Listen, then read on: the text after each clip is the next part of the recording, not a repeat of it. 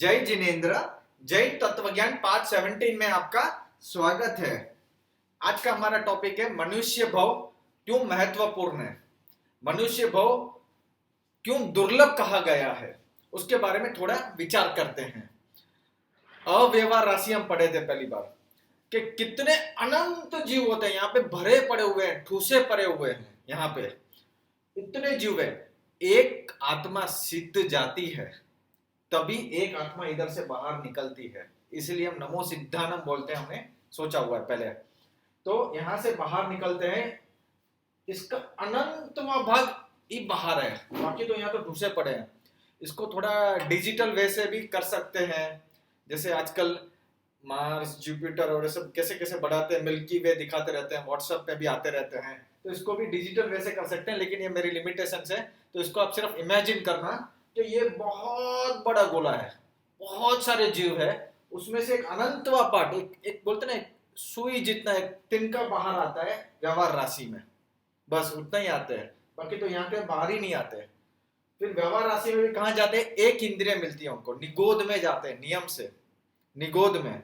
फिर कितने भवों बाद नवों बाद ये निगोद में भी, जहां निगोद हमने ये सब सोच लिया है पहले, अभी उसको रिपीट नहीं करेंगे। फिर प्रत्येक इंद्रिय मिलती है, एक इंद्रिय मिलती है, एक बॉडी एक जीव।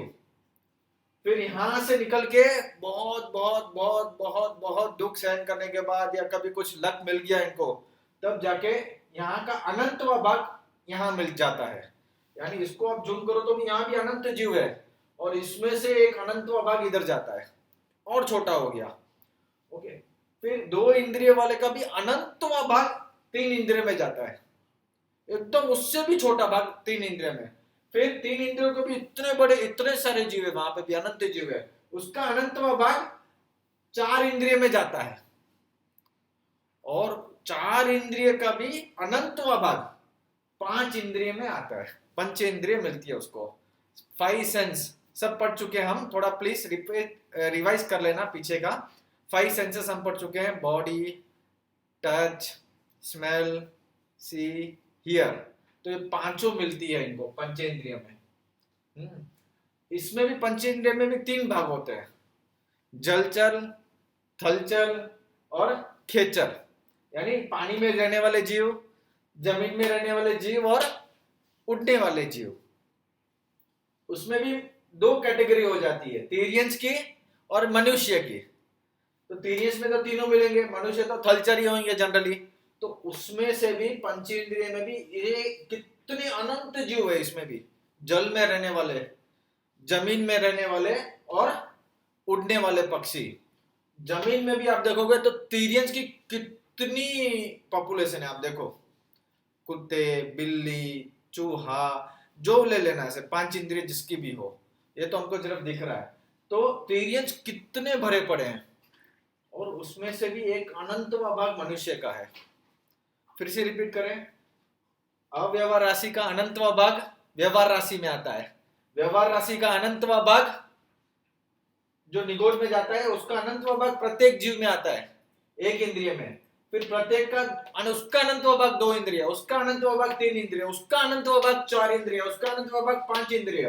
पांच इंद्रिय में भी जल, थल, खेचर में भी अनंत जीव है। उसमें भी तीरियंस आप देखोगे तो पंचेंद्रिय में भी जो थलचर में रहने वाले हैं अनंत पड़े हुए हैं, और थलचर में भी मनुष्य का आप देखोगे तो इसका अनंतवा भाग है तीरियंस का, इसीलिए इसको महत्व कहा गया है। क्योंकि यहीं से मोक्ष में जा सकते हैं, क्योंकि यहाँ पे कान मिला है हमको, कान से ही हमको सम्यक दर्शन हो सकता है। इसको हमने वैल्यू नहीं दी है, कान में कुछ भी लगाते रहते हैं, कान को कुछ भी सुनते रहते हैं, लेकिन ये इंद्रिय ऐसी है जिसके थ्रू हम मोक्ष में जा सकते हैं। शब्द, बाकी आप किसी में भी इंद्रियों में देखोगे सब घूमते रहते हैं, इनको कुछ मालूम ही नहीं है, ना कुछ विवेक है, कुछ भी नहीं है। लेकिन यहाँ आते ही पंचेंद्रिय जीव में उसको विवेक आता है, उसमें भी मनुष्य में तो और ज्यादा विवेक आ जाता है। ऐसा है ना कि ये मनुष्य भव कुदरत ने ऐसा प्रोडक्शन किया है कि इसके बाद में उन्होंने प्रोडक्शन करना ही बंद कर दिया है।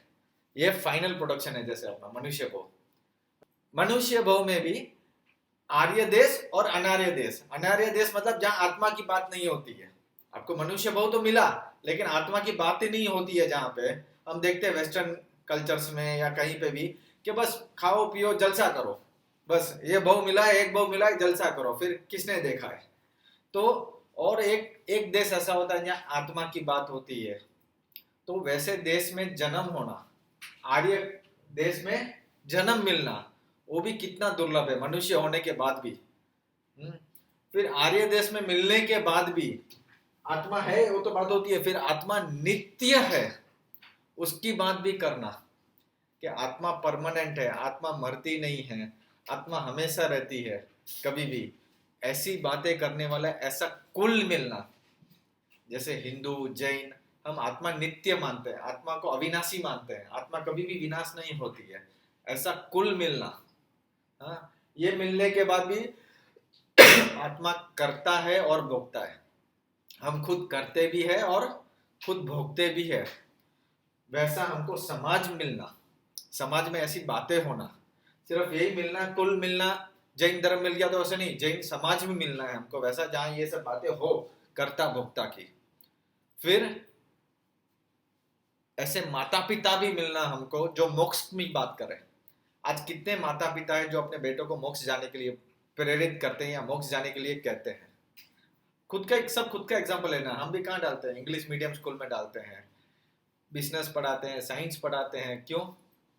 हमको मोक्ष में यकीन नहीं है। कहाँ देखा है मोक्ष? तो ऐसे माता पिता भी मिलना जो मोक्ष की ओर बच्चों को प्रेरित करे कि भाई हम तो नहीं जा पाए, तुम जाओ, तुम पढ़ो, वैसा मिलना माता पिता। और मोक्ष के उपाय बताने वाले वैसे गुरु मिलना, सही गुरु मिलना बहुत इंपॉर्टेंट है। यहां तक आना तो और दुर्लभ हो गया। देखो मनुष्य को भी मिलना दुर्लभ है, और यहां तक आना, गुरु तक आना तो कितना दुर्लभ हो गया।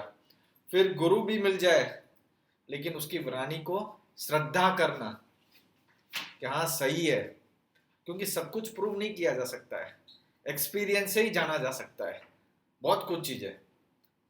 अभी बोलेंगे अरिहंत भगवान थे, भाई बताओ भाई अरिहंत भगवान कहाँ है, तो कैसे प्रूव करेंगे? दिखा सकते हैं अरिहंत भगवान?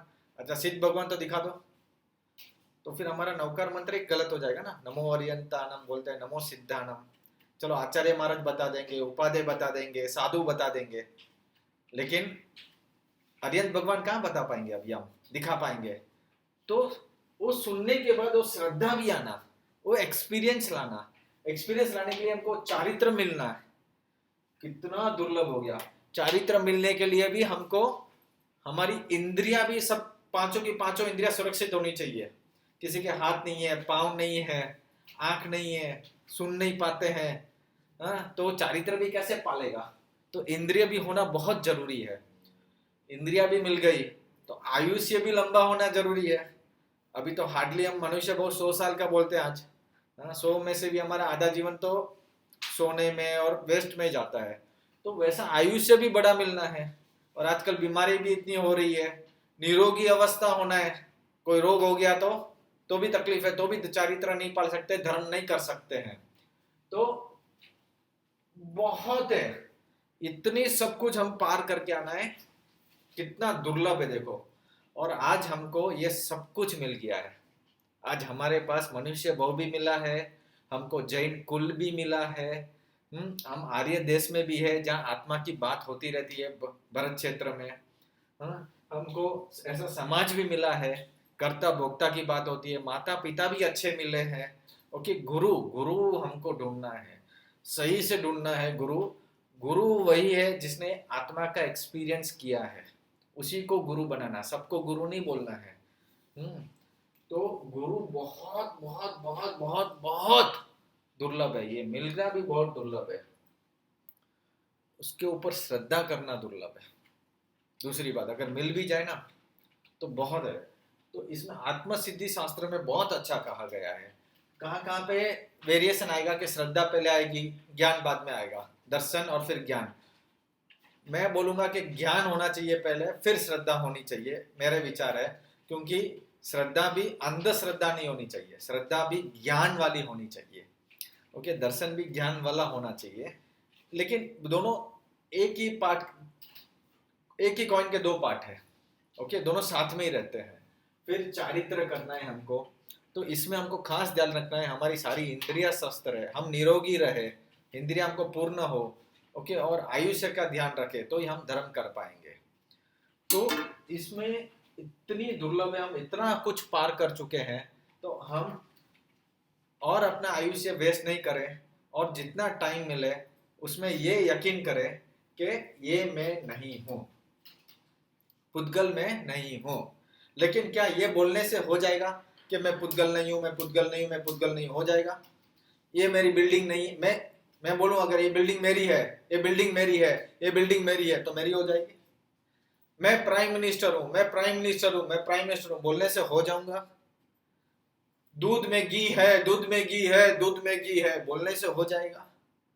वो प्रोसेस हमको जाननी पड़ेगी, वो प्रोसेस हमको पहचाननी पड़ेगी, पहले तो समझना पड़ेगा, उसका ज्ञान लेना पड़ेगा, और फिर वो प्रोसेस करना पड़ेगा।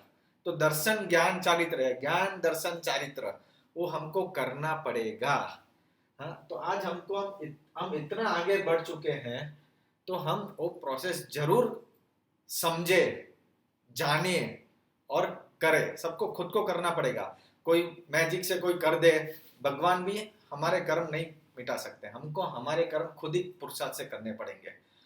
हम उनसे सिर्फ ताकत ले सकते हैं, प्रेरणा ले सकते हैं, ज्ञान ले सकते हैं, लेकिन करना तो चारित्र तो हमको ही करना पड़ेगा। कि हाँ भाई, मैं ये नहीं हूं, मैं ये नहीं हूं, लेकिन ज्ञान लिया क्यों नहीं हूं, वो हम ज्ञान वही पढ़ रहे हैं। और हम यहाँ पे भी जो भी पढ़ रहे हैं वो हम सिर्फ शॉर्ट में पढ़ रहे हैं। जैसे कोई किसी ने दुनिया नहीं देखी हो तो उसको बोल दिया भाई दुनिया, एक जनरल समझा दे, तो बस उतना ही हो जाएगा? नहीं ना, दुनिया में तो कितने सी है, ओशन है, रिवर है, पहाड़ है, कितनी कंट्रीज है, कितने सिटीज है, कितने गांव है, बहुत कुछ है दुनिया में, कितने खजाने हैं, कितने मिनरल्स है, किताबों की किताबों लिखी जा सकती है, वो भी पूरी नहीं होगी, इतना लिख सकते हैं हम। वैसे ही इन सभी चीजों पे किताबों की किताबें लिखी जा सकती है, इन सब पे बहुत सारे प्रवचन किए सकते हैं, इनके बहुत सारे पेटा भाग हो सकते हैं। तो हम जो भी यहाँ पे पढ़ रहे हैं वो सिर्फ ऊपर ऊपर का पढ़ रहे हैं, जनरल पढ़ रहे हैं, क्योंकि हमको सब वीडियो शॉर्ट में बनाना है, 10-15 मिनट में पढ़ाना है, हमारे पास टाइम भी नहीं है, तो इसको शॉर्ट में पढ़ रहे हैं कि कल को हमको कभी कोई डिटेल में पढ़े हम तो बाउंसर नहीं जाए।